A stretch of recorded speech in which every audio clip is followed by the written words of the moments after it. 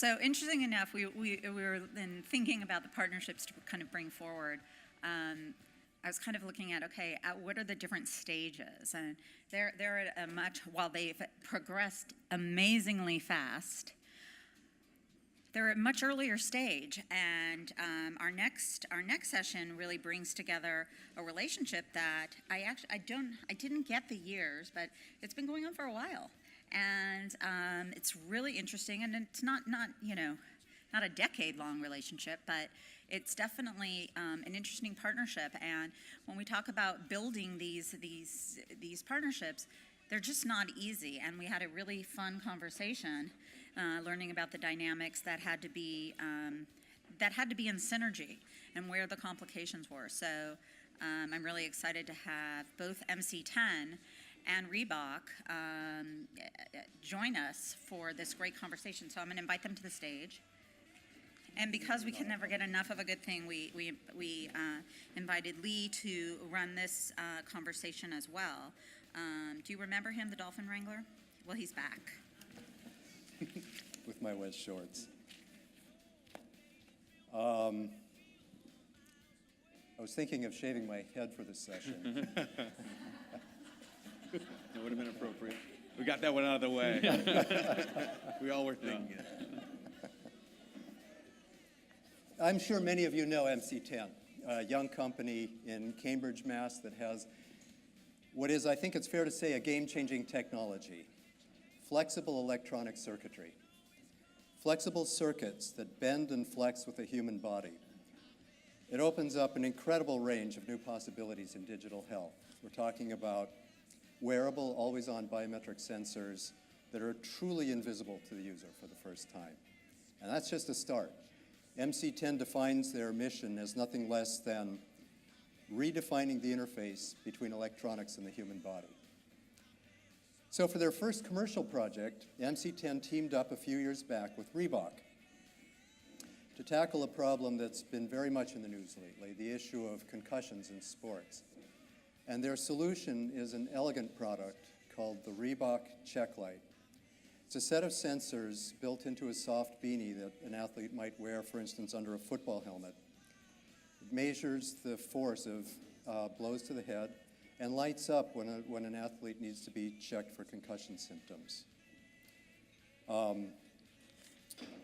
The product came to market about a year ago, and it's won a whole slew of prestigious industrial design awards. The Red Dot, the Best Engineering and Design at CES this past January.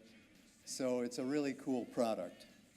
But we're delighted to have with us here today the two guys who made it happen.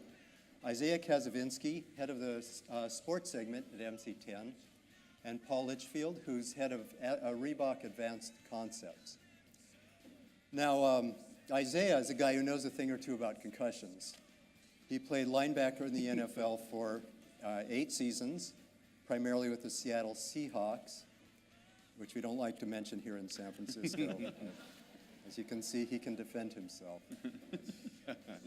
Isaiah was special teams captain with the Seahawks in the 2005 Super Bowl. He joined MC10 in 2011 after completing his MBA at Harvard Business School.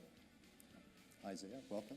Thank you. Thanks, Lee. I appreciate it. Paul Litchfield is head of the Advanced Concepts Group at Reebok. He's something of a living legend in the world of sports gear with a long, long, long track record of successful innovations. And we're talking about blockbuster innovations, things like the pump basketball shoe that all the top NBA players were wearing in the 90s. The DMX running shoe, most comfortable running shoe ever built. And he's a guy who probably knows more than anybody else about how to create killer partnerships. So please welcome Isaiah and Paul. Thanks. So Paul, I was thinking maybe you could get us started. Before we dive into the partnership itself, maybe talk about the problem that your team set out to solve and how the Reebok Checklight works. So what we did, we actually started with a completely different agenda. We started with trying to create better football and ice hockey helmets and looking at ways to basically address and dampen cushioning and whatnot. we realized pretty early on that that was more of a symptom than the problem. And so we began looking at how to address or how to assess objectively the impact to your head. And what we do at Reebok, and what we've done for a long time, is we know what we know, and we actually are a lot more familiar with what we don't know. So we go out and we try to find subject matter experts that can help us. And the subject matter experts are typically, it's not just the technical aspects, but it's actually kind of the relationships that are important. So we set out, we got a relationship going with MC10 back in 2009, and we began this initiative on trying to find a way to measure impacts to the head. And so ultimately we came up with the Reebok Check Light, and it's a really interesting blend. What we decided to do early on was we decided to attach it to the person rather than to the piece of equipment, the helmet or something else. And then we also decided to make it pretty simple, like a traffic light, green, yellow, red. And we decided to kind of make it informative just so that you could take the guesswork out of the head impact, and you could get yourself onto a pathway, or get the athlete onto a pathway to assessment, so that somebody who's actually a clinical professional could assess the health status of that particular athlete. And I think one of the interesting things about it is the LEDs that light up when somebody needs to be checked, they're actually on a little ribbon that hangs down the back of the neck. Mm-hmm. So it's like an extra pair of eyes on the field. It gives trainers an ability to see something that they can't see in the chaos of what's going on the football field. It removes the responsibility of reporting symptoms from the athlete. Yeah, no, and I think Isaiah actually is pretty eloquent on this in the fact that athletes will tend to try to hide a lot of the impacts, hide a lot of the potential damaging aspects of head impact, huh? Yeah, and thinking back on how this product was developed and the rationale behind that is it really takes the burden of starting that conversation out of the hands of the athlete, and that is one of the biggest pieces. You look at some of the published studies around the world, and you can see up to 90% of concussions can go undiagnosed. 90%. It's unbelievable, right? But when you are in that position, you can understand why. And when we looked at it, to us, that conversation is not starting nearly enough. Yeah. And to be able to start that conversation more and give the athlete an opportunity to symptom report, give them that chance to symptom report while riding this wave of awareness that's happening across the country and has been happening for years. Yeah, and Lee, to that point, a lot of the injury seems also to be not occurring with that first impact, but if you don't report it, or if the symptoms aren't reported, and the athlete continues their play, and they get hit again in a particular way, it seems to have an amplified effect in a negative way on the athlete. And the check light takes that into account. It measures impact and keeps tabs of where the athlete's at. Yeah, so it's great because it's this objective measure, and it all goes into, you have this data point. It's not a diagnostic tool. It's not going to say you've had this. It's at the same time, it's an objective data point where you're saying, listen, there was significant impact. Let's start the conversation. Let's log it. And one of the latent features that we really decided early on, so let's log this impact over time. So if one of the beauties of this product, you can go to sport, activity to activity, and still wear this. We're not attaching it to a helmet, so we're not saying, and we're not embedding our sensors in a football helmet and say, we're going to measure force of impact for this sport. You can go from my son, it's like football, ice hockey, lacrosse. We're getting that complete impact exposure that has just never been measured, period, ever. And it's literally blazing new ground. And I wanted to mention, too, the product it retails or lists at $150. Yep. So this is a mainstream product. Yep. This is something that parents can go out and buy for their kids who are playing sports. And the other thing, Lee, is that not only that, for when kids are playing sports, typically they're pretty active otherwise. This can be used, because we attach it to the person, you can use it for helmeted, unhelmeted activities. You can use it for bicycle riding, you're mountain biking. You can use it for downhill skiing. You use it for any activity where your head may be moving quickly and may stop abruptly, Yeah. So this is I think this is going to be a really big deal. Why don't we dive into the partnerships? Isaiah, MC10 developed the essential enabling technology. Now, in principle, MC10 could have gone it alone and tried to develop a product on its own. Why not do that? Why seek out a partner? What are the advantages and risks, perhaps, of partnering with a larger established company? I could spend the next 16 minutes talking about that entire question. For us, it's really about, we have a platform technology that's very, very powerful, right? And we can do a lot of different things, but really defining and understanding a problem and developing a product, which is, that's Paul Litchfield's wheelhouse. That's what he's done time and time again. Be able to develop a product and deliver, to be able to really deliver on that problem that is about, and be able to really look at that is key. And as we continued to be able to kind of walk through that partnership, that was a key piece of that. They sort of complementary strengths. You had the technology. Exactly. Paul had a great deal of marketing expertise, had the existing distribution channels. And for us, it's, as we are that platform technology, there's a scalability piece, right? We can develop a use case, flexible electronics, develop a use case, and then partner up with a large brand that has sales, marketing team in place, as well as the expertise like a Paul Litchfield to understand, he understands the Reebok customer and the Reebok, that actually, the psychological piece of that, he knows how to deliver to that person, right? And he, someone that's going to buy Reebok apparel, Reebok footwear, Reebok brand, he's going to understand the mindset and how to deliver. And I would guess by partnering with the company, you're able to go after a lot of different markets at once, which you wouldn't be able to do with the limited resources of a startup. And that, I would imagine, lowers your costs as you scale the technology.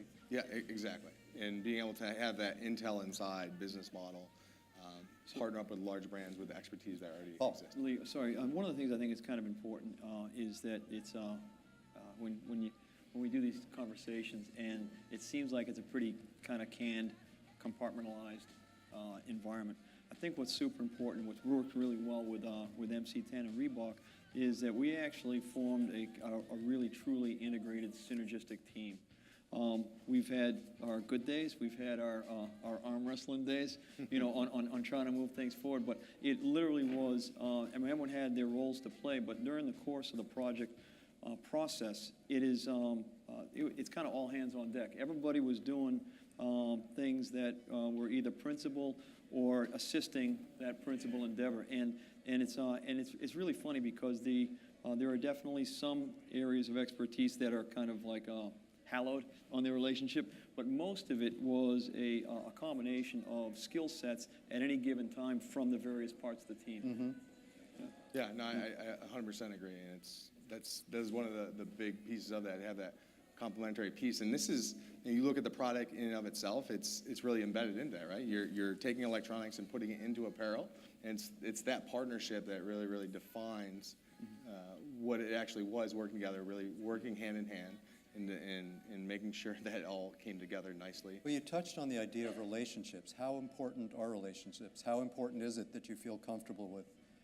the people you're working with? So for me, I've done this for a while now, since like 1985. So the relationships are, for me, that's the entry point to any of this, because I'm sure we all encounter some really smart people. As a matter of fact, everybody in the room here is probably smarter than me. So the best part about it is that it's not just about the skills and the talents. It's actually about the relationships. It's about what you can, how comfortable you are with somebody, because at the end of the day, you're going to be spending a lot of time working together, and it's not just about the product. It's about how you can depend on each other, how you can trust each other, and how you can actually forge an output when you got some competing focuses sometimes, even inside on the team. Mm-hmm. It's really, I agree with that, and it's also about redefining the way everyone thinks about innovation, especially large brands. Yeah.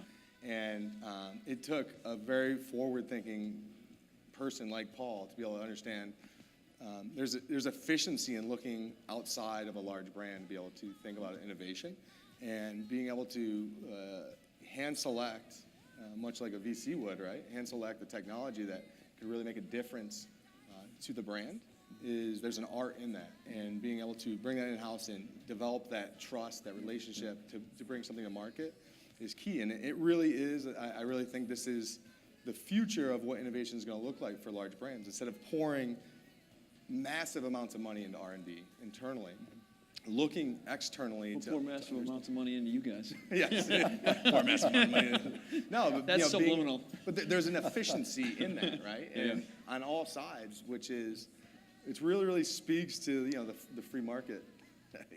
I would imagine when you've established a strong working relationship that you can be more candid, more open with each other. How important is that?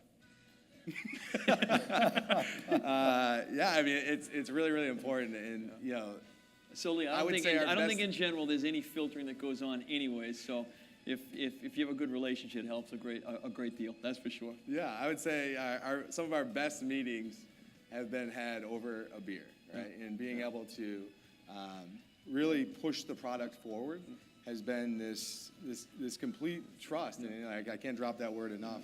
Complete trust in both sides, really, really putting their best foot forward and challenging each other. So sometimes we would have engaging conversation, animated conversations, I say. And so these animated conversations are kind of funny because even people on our team sometimes get a little bit mortified. But and I'm small compared to him, but it works out okay. Twins, we're twins. We're separated at birth. Well, no, but what's super interesting is that, and the thing that works really well, Lee, is that what we do is it's all in an effort to move the product forward and get to our objective. And I think you don't need two Isaiah Kazavinskis in the room. You certainly don't need two Paul Litchfields in the room. It's as we all come from the different backgrounds and different perspectives. I think it's not only helpful. I think it's required to have these kind of engaged conversations. But even in the heat of the moment, when you're having these engaged conversations, it's always been about the product, even if it seems a little intimidating to folks around us. It's about the product, and it's not a personal thing. And that I think speaks to the strength of the relationships and the personal relationships, which help to build the kind of organic strength of the team. And I think it also speaks to leadership, the idea of leadership. The two of you setting a tone in your team meetings and in your individual organizations. Yeah. That it's all about, check your ego at the door, right? Yeah. It's all about the product. Yeah. Yeah, and I would say we use the term, and it's like it's a coined term, but like literally, we walk into the room, there's the trust tree, right? And be able to be there, say what you want to say. I always like to say there's no stupid questions, but Paul will definitely call you out on them. That's not entirely true. There is a trust tree. But there's a threshold of stupidity, right? I mean, come on. But there is the trust tree that exists, and it's it's amazing to when you fear nothing and you fear no consequence. Kind of you're in this vacuum. Even if it's just for an hour a day or whatever. Like you really start to think and question things around you and the way things are done, why, and be able to kind of really, really think outside that box. And Lee, one of the things I think is kind of important is for big companies and whatnot, and particularly established companies like the IBM thing talked just a minute ago. I think it's really cool because I think with big companies, and particularly with old dogs in big companies, it's super challenging to kind of personally and professionally continue to learn new tricks, right? And so, as you bring in kind of great partnerships, they think differently, they behave differently, they do things differently, and it's kind of a challenge to you as a leader, as a group leader, or as a team leader to really kind of listen openly, kind of consider it openly, even if it's not kind of your first step. Mm-hmm. If you consider it, sometimes you learn some pretty good lessons pretty quickly. And so that's it's that back and forth that actually has worked super well with us on the Check Light program and a bunch of other things we got going. And there's a lot of managing expectations that go to your question. It's a really good question. There's managing expectations. We're MC10. We're 6 years old now, but we're still eager beaver, right? Where we want to push, and Paul wants to be able to kind of walk down that hill in a direct fashion. You're not going to do the. No, I'm not going to give okay, good. I'm not going to give the joke. Yeah, there's a joke there, so don't Yeah, ask. There's this balance you have to find between that push, and you can't push so hard you're gonna break, right? And be able to kind of leverage that on both sides is managing expectations. Yeah, and Lee, you guys out here do it in San Francisco and the Bay Area do it really well because startup companies are super small and bigger companies are big, right? And the project is like right here in the middle, and yet, for a small company, that's like the entire universe. Whereas for a big company, it's a piece of a big, huge pie. And so at a absolute scale, the project is the project. But relatively speaking, it means two different things to companies. And so what's really important is that, there's an obligation as team leaders to set the agenda, set the expectation, and make sure that the relative priorities are respected and understood so that as the outcomes occur, you don't get too out of balance in any one of those spectrums. It doesn't become too insignificant in a big company pie, and it doesn't become too important in a small company startup. How can you do that in practice? That's exactly right, practice. It's like practice. It happens probably, I don't know, every 10 or 15 minutes for the last 5 years. So no, but it is. It's definitely, and there's no I don't think there's any formula to it. It's practice. It's like a relationship. It's like a marriage, right? It's just you just dog at it. You work at it, and you try to stay true to the objective. And then you hope that the everything is held in the same kind of priority. And most times it is. And when it gets out of balance, it's just you gotta be able to have the conversation first at the leadership level, and then disseminate it to the teams so that everyone kind of keeps rowing in the same direction. Yeah, and it's like anything in life. You mentioned the relationship, or just your workspace in general. You have to like the people you work with. You have to respect the people you work with, and finding that it was somewhat organic on both parts, but being able to always go back to that, and, having this balance and everything we've kind of brought to the table today. Finding that balance always comes back to being able to really rely on each other, and that relationship is going to stay strong through that, and you have the respect from the other side. You can have differences, but in the end, the heart's in the right place. Yeah.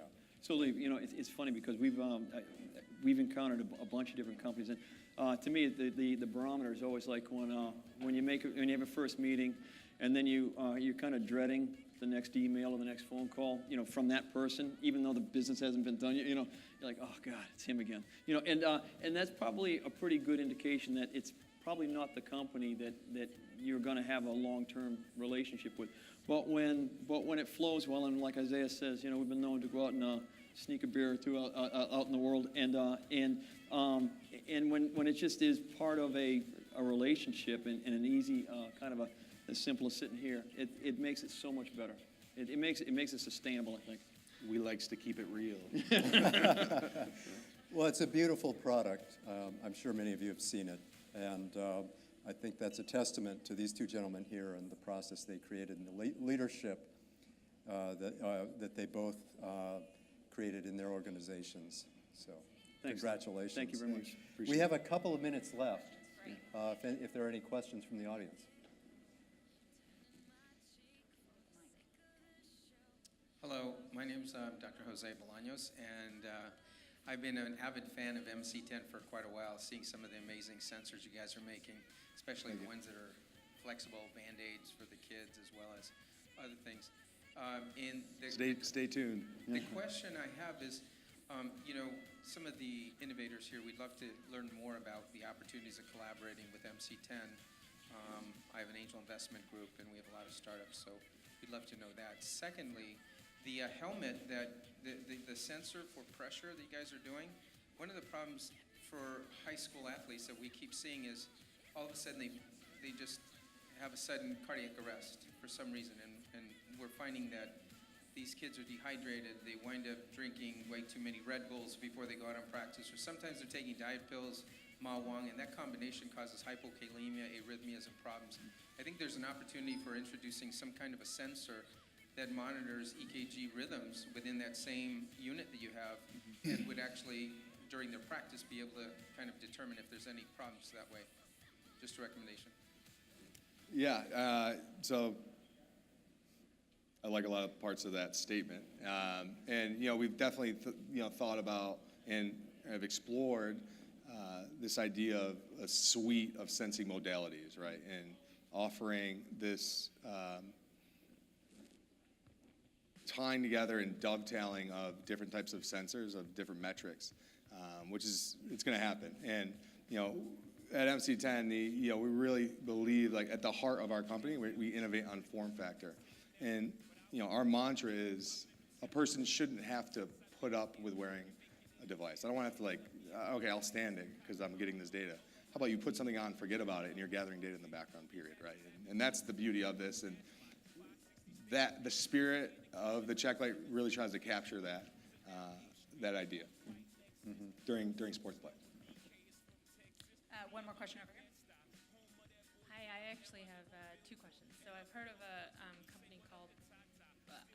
company called Shockbox, which I guess is a similar technology. So I'm curious to hear what the difference is and why your product is better.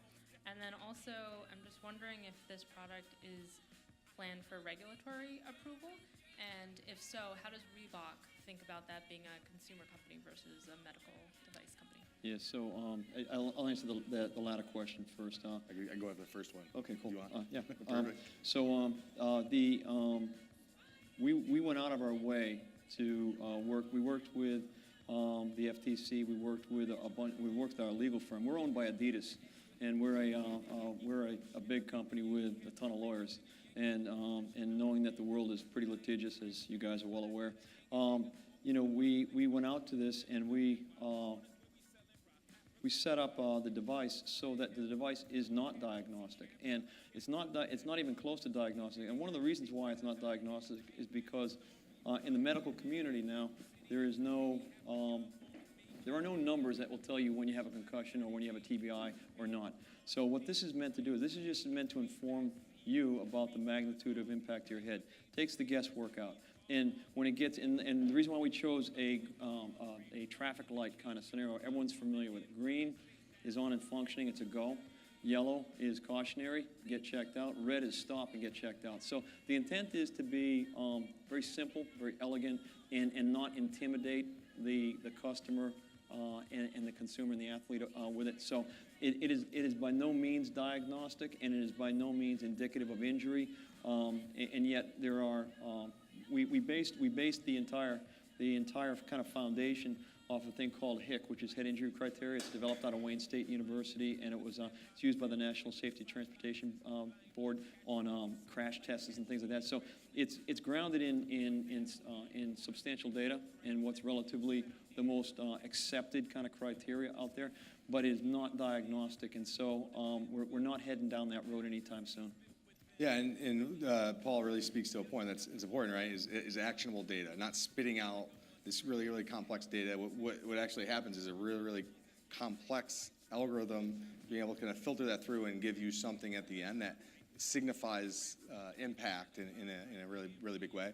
I'll answer your Shockbox question as well. Or there's other products in the market that really, really made a run this, but it goes back to the spirit of this product is coupling tightly to the body. And the beauty of using flexible electronics to be able to do that is you get a real measurement of what's happening to the head and not some proxy. If you look at, the Shockbox is tied to a helmet, right? And, there's other competitors out there as well that tie to a helmet. You look at a helmet under high-speed video, it moves very, very significantly in a lot of different ways. I want a true measure of what's happening to the head as a result of all the other factors, right? Neck strength, awareness of hit coming, what the actual head experience is absorbing the impact, right? There could be a really, really, Paul and I ran at each other. We have really strong necks, see the hit coming, and there could be a massive impact. But force as a function of acceleration, movement of the head, that's all. The sensors don't know what's going on. They're going to measure if there's a quick movement over some distance of time. And I want to know what's happening to the head, not what's happening to the helmet, right? And that's a very, very key distinction. Be able to Then look at sports. We're about to unveil another extension of this product, be able to You can really see it. address, You can see it. you know, a headband version of this product to be able to address soccer, which has never been addressed before, right? Not tying into a helmet. Yeah. And it's, you know, it's coming out in July, and Yep. it really is groundbreaking in this space, and be able to look at, you know, basketball, soccer, you know, all these helmeted, non-helmeted sports alike. And one final thing before we go on, Julie. Sorry. By coupling it to the head, and again, I think this is super important. There is the direct force measurement, but more importantly, when you take your helmet off and you participate in another activity, that check light stays on your head. And so, and I think what's really important, what we wanted to do was to make this thing not just you might buy it for a particular sport or a particular endeavor, but as you participate in a pretty active lifestyle, you know, there'll be other times when you could be at risk. And some of them are well governed or well observed, like organized sports. Some of them, though, are, you know, we're just out for a ride, we're out skiing, you're on the backside of a ski hill or something. You know, people are wearing helmets now and things of that skiing. But, you know, what our intent is to allow you to have information about any time you hit your head. So that's why we chose to create the package of the check light like it is now. Fantastic. Thank you guys so much. That was Thanks all, very it was much. a great We were good. conversation. Thank you.